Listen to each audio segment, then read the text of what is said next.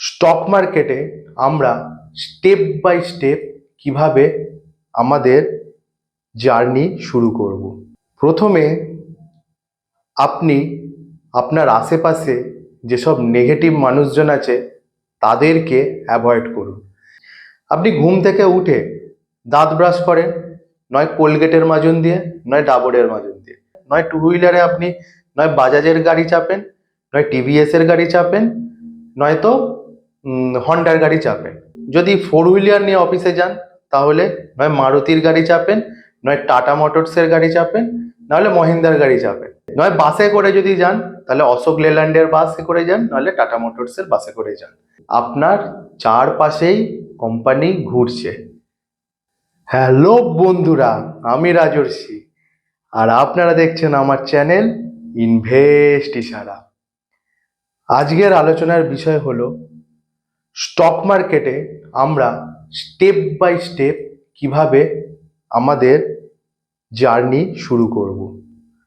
তাহলে চলুন বন্ধুরা, দেখে নিই কিভাবে আমরা স্টক মার্কেটে আমাদের জার্নি স্টেপ বাই স্টেপ শুরু করব। Let's go.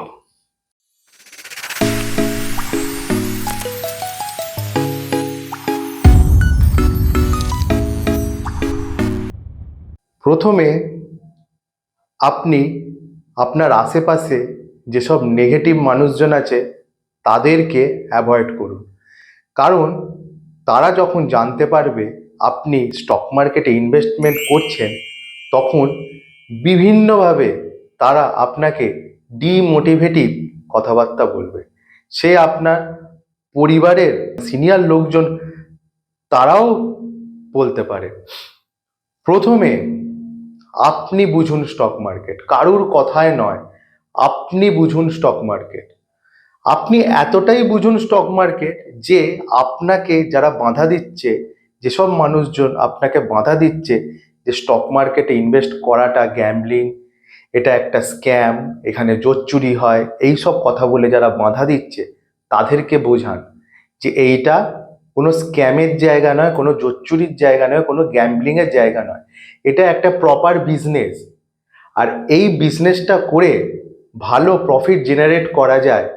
বিজনেস করতে গেলে যেমন আপনার মাইন্ডসেট, ফোকাস পরিষ্কার রাখতে হয়, তেমনি স্টক মার্কেট ইনভেস্ট করে প্রফিট পেতে গেলেও আপনাকে বিজনেস মাইন্ডসেট রাখতে হবে এবং লক্ষ্য স্থির হতে হবে এবং ফোকাসড হতে হবে। তাহলেই আপনি স্টক মার্কেট থেকে অবশ্যই অবশ্যই ভালো রিটার্ন জেনারেট করতে পারবেন এবং ভবিষ্যতের জন্য আপনি আপনার যে পরের জেনারেশন তাদের জন্য পয়সা রেখে যেতে পারবেন। এটা ফার্স্ট পয়েন্ট। আগে নিজে বুঝুন, তারপর আপনি মার্কেটে আসুন। 2 নম্বর পয়েন্ট, স্টক মার্কেট কতটা রিস্কি। দেখুন, আপনার ফান্ড আপনি যদি আপনার কোনো রিলেটিভের বিজনেসে লাগান, কিংবা আপনার কোনো বন্ধু বিজনেস করছে সেই বিজনেসে লাগান, তার প্রফিটের যে শেয়ার সে আপনাকে দেবে, আর তার বিজনেস লস হলে তার লসের শেয়ারও আপনাকে নিতে হবে। ঠিক আছে? স্টক মার্কেটটাও ঠিক তেমন। এখানে ভারতবর্ষের বড় বড় কোম্পানিরা তাদের ফান্ড আরও বাড়াবার জন্য তারা নিজেদের কোম্পানিকে স্টক মার্কেটে লিস্টিং করে। এবার আমরা সেই সব কোম্পানিতে ইনভেস্ট করে তাদের ফান্ড বাড়াই। এবার তাদের বিজনেস যেমন হবে তারা তেমন প্রফিট শেয়ারিং আমাদের সাথে করবে, এবার লস হলে লস শেয়ারিং আমাদের সাথে করবে। মানে প্রফিট হলে আপনার ফান্ড বাড়বে, লস হলে আপনার ফান্ড কমবে। এখানে রিস্ক আছে, রিস্ক নেই যে তা নয়, স্টক মার্কেটে রিস্ক আছে। আপনি স্টক মার্কেট থেকে কতটা রিটার্ন পাবেন? দেখুন, এরকম কোনো ব্যাপার নেই যে স্টক মার্কেট থেকে আপনার কোনো মিনিমাম রিটার্ন কিংবা ম্যাক্সিমাম রিটার্ন এই হবে, সেরকম কোনো ব্যাপার নেই। আপনার স্টক মার্কেট থেকে আনলিমিটেড লস আর আনলিমিটেড প্রফিট হতে পারে। কেন? কারণ আপনি আপনার টাকাটা স্টক মার্কেটে একটা কোম্পানিতে ইনভেস্ট করছেন। সেই কোম্পানির প্রফিট আর লসের ওপর নির্ভর করছে আপনার রিটার্ন। সেই কোম্পানি যদি বছরের পর বছর ভালো যদি প্রফিট করে, তাহলে আপনার একটা হেলদি রিটার্ন হবে। সেই কোম্পানি যদি বছরের পর বছর লস বুক করে, তাহলে আপনার একটা নেগেটিভ রিটার্ন আসবে। কিন্তু স্টক মার্কেটে যেহেতু আপনি ইনভেস্ট করছেন, সেহেতু তো একটা কোনো কোম্পানিতে তো আপনি আপনার পয়সা পুরো ইনভেস্ট করবেন না, অনেকগুলো কোম্পানিতে ইনভেস্ট করবেন।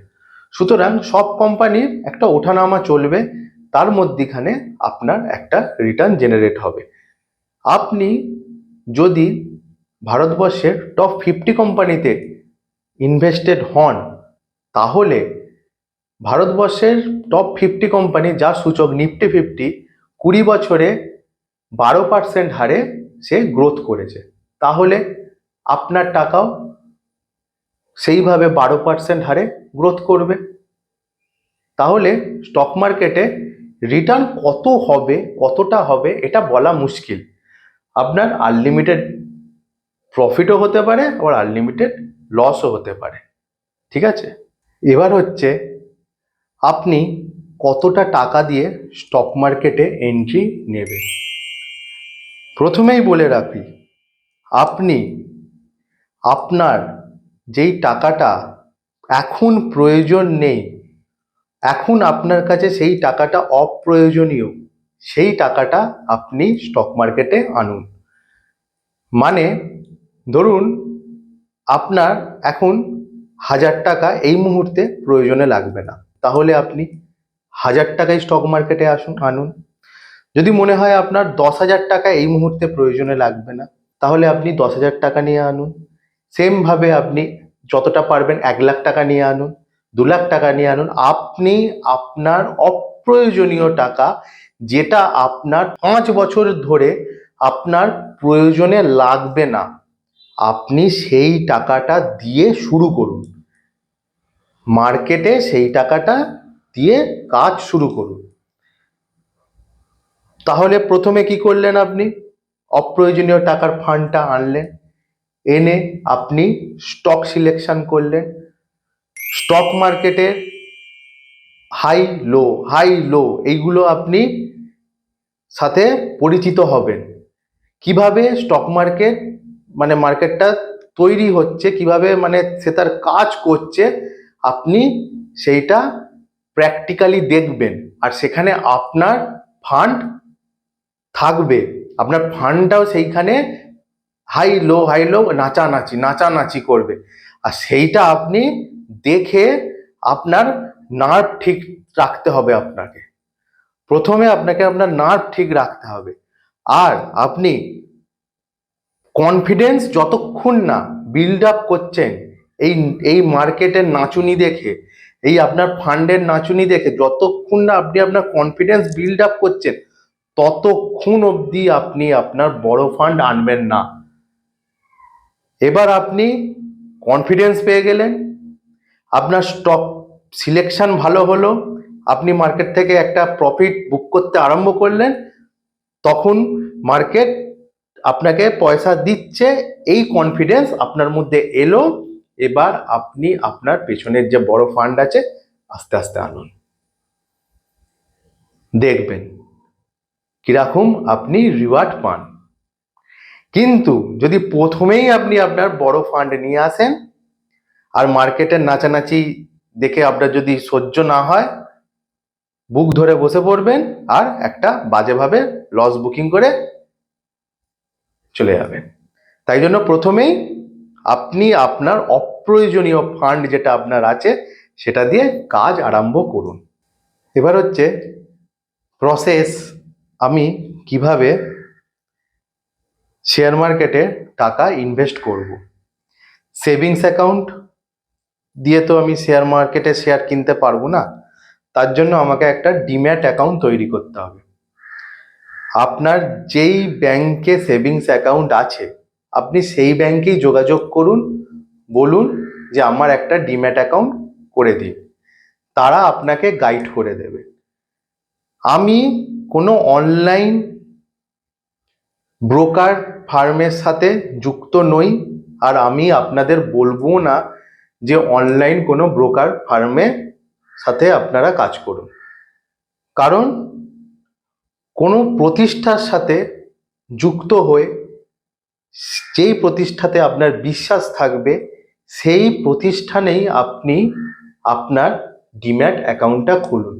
মানে যেই ব্যাংকেতে আপনার ট্রাস্ট আছে, যেই ব্যাংকের সাথে আপনি কাজ করছেন, আপনার বিজনেস যদি হয় সেই ব্যাংকে কারেন্ট অ্যাকাউন্ট আছে, সেই ব্যাংকে কারেন্ট অ্যাকাউন্টের সাথে আপনার ভালো কাজ হয়, সেই ব্যাংকেই আপনি আপনার ডিম্যাট অ্যাকাউন্টটা খুলুন। এটাই আমার সাজেশন। আমি বলবো না কোনো অনলাইন ব্রোকার হাউসে আপনি আপনার অ্যাকাউন্টটা খুলুন। আপনি কোন স্টক পিক করবেন, দেখুন এই স্টক সিলেকশনের জন্য যদি আপনি নিচে কমেন্টে বলেন যে আমরা স্টক সিলেকশনের ভিডিও চাই, তাহলে আমি একটা প্রপার স্টক সিলেকশনের ভিডিও বানাবো, যেই ভিডিও দেখে আপনি সঠিকভাবে স্টক সিলেকশন করতে পারেন। তাছাড়া এখন আপনাদের সাথে একটা উদাহরণ দিয়ে বলছি কিভাবে আপনি স্টক সিলেকশন করবেন। আপনি ঘুম থেকে উঠে দাঁত ব্রাশ করেন, নয় কোলগেটের মাজন দিয়ে, নয় ডাবরের মাজন দিয়ে। দাঁত ব্রাশ করে মুখ হাত পা ধুয়ে আপনি জামা প্যান্ট পরে আপনার ব্যবসায়িক প্রতিষ্ঠান কিংবা আপনি আপনার চাকরি কিংবা আপনি যেখানে চাকরি করেন সেখানে আপনি যান। আপনি টু হুইলার নিয়ে যান কিংবা ফোর হুইলার নিয়ে যান, নয় টু হুইলারে আপনি নয় বাজাজের গাড়ি চাপেন, নয় টিভিএস এর গাড়ি চাপেন, নয়তো হন্ডার গাড়ি চাপেন। আপনি যদি ফোর হুইলার নিয়ে অফিসে যান তাহলে নয় মারুতির গাড়ি চাপেন, নয় টাটা মোটরসের গাড়ি চাপেন, নাহলে মহিন্দ্রার গাড়ি চাপেন। ঠিক আছে, নয় বাসে করে যদি যান তাহলে অশোক লেল্যান্ডের বাসে করে যান, নাহলে টাটা মোটরসের বাসে করে যান। ঠিক আছে, আপনার চারপাশেই কোম্পানি ঘুরছে, চারপাশেই দেখুন অনেক কোম্পানি আছে যারা বিগত আপনার জন্মের আগে থেকেও ভারতবর্ষে ব্যবসা করছে, আর তাদের ব্যবসা গ্রোথও আছে, প্রফিটও আছে। বুঝতে পেরেছেন? চোখ কান খুলে রাখুন, সেইভাবে স্টক সিলেকশন অটোমেটিক হয়ে যাবে। বোঝা গেল? দেখুন মার্কেটে কারা আসবে, মার্কেটে যারা অ্যাক্টিভলি আসতে চান তারা অন্তত মার্কেটে 1 ঘন্টা করে সময় দেবেন। ধরুন মার্কেট 9টা থেকে 3:30 অবধি হলো, তারপর আপনি সেই যে কি হলো মার্কেটে সেইটাকে নিয়ে অ্যানালাইজ করুন। তার জন্য 1 ঘন্টা সময় বার করুন। সন্ধেবেলা 7:30 থেকে কি 7টা থেকে 8টা অবধি কি 8:30 অবধি আপনি বসে সেই দিনের কি হলো মার্কেটে, পরের দিন আপনি কি স্টেপ নেবেন সেইগুলো খাতায় কলমে নোট করে নিন। তবে আপনি অ্যাক্টিভলি মার্কেটে আসুন। আর যারা চাইছে যে আমি কিছু স্টক কিনে ফেলে রেখে দেবো, 2-3 বছর আমি দেখবো না, 2-3 বছর পর যা রিটার্ন দেবে আমি তুলে নেবো, তারাও আসুন মার্কেটে। তারা অন্তত মাসে একবার নিজের পোর্টফোলিওটা চেক করে নিন যে কোন শেয়ারটা প্রফিটে আছে, কোন শেয়ারটা লসে আছে। যদি কোনো শেয়ার তাদের লসে থাকে সেই শেয়ার থেকে তারা ভালো শেয়ার খুঁজে, সেখানে অপরচুনিটিটা খুঁজে সেই টাকাটা সেইখানেতে সে ইনভেস্ট করবে, আর লসটা খুব তাড়াতাড়ি রিকভারি করবে। আর আপনারা যদি এই ধরনের একটা ভিডিও চান তাহলে কমেন্টে বলুন, আমি আপনাদের সেই ধরনের একটা ভিডিও দেখাবো। কি ধরনের ভিডিও? না, যারা অ্যাক্টিভলি আসতে চান ইন্ট্রাডে কিংবা সুইং ট্রেডিং করতে, তাদের কি স্ট্র্যাটেজি হবে সেই নিয়েও ভিডিও বানাবো।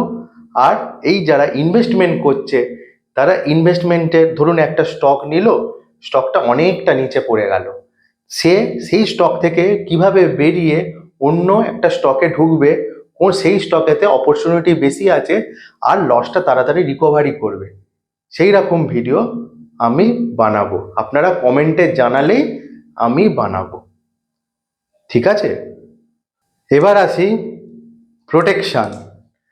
আপনি এত কিছু করলেন, এতভাবে সাজালেন পোর্টফোলিও, এত সুন্দরভাবে সাজালেন, ঠিক আছে, আপনি প্রত্যেক দিন অ্যাক্টিভলি মার্কেটে কাজ করছেন, কিন্তু আপনার একটা যদি কোনো এমার্জেন্সি চলে আসে, আপনার বাড়ির লোকের যদি কিছু একটা এমার্জেন্সি চলে আসে, কিংবা ভগবান না করুক আপনার ডেথ হয়ে যায়, তাই জন্য আপনাকে কি করতে হবে?